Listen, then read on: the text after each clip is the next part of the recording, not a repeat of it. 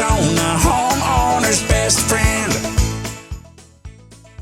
Remind us, listeners, what group you're with right now, learning about some of the stuff and going all over the country. The Pork Leadership Institute. The Pork Leadership Institute. Do you learn about any of the other pork states comparisons? We know Iowa is the biggest pork producer, but any kind of interesting insights that you've gotten being part of this institute?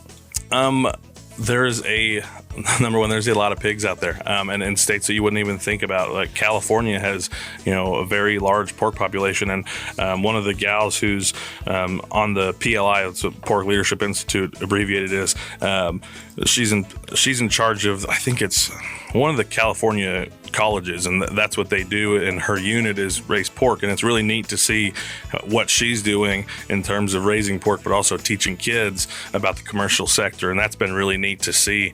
But man, there's a lot of people out there, and I'm the only show pig person. Oh, really? Out of the 20 of us, so I get to bring my perspective from the exhibition side, and they are all on the commercial side, and some of them have a little bit of insight, but I'm definitely kind of the one that's kind of bringing a different perspective than most of them, and I think that's great. It's wonderful for us to have good conversations about it, but it's been a good time. What's been the biggest takeaway so far as you've been with this group? It sounds like it's mostly young people.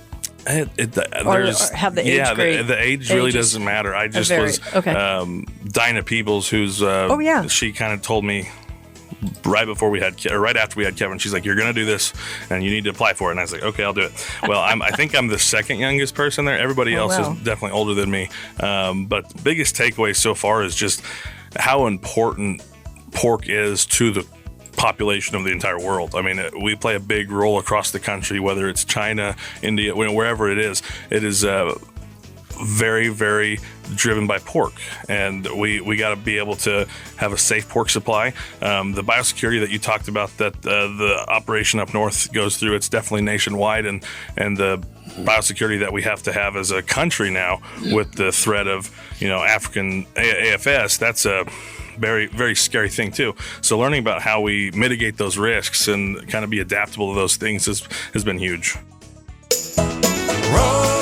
Rosie on the house, every Arizona homeowner's best friend.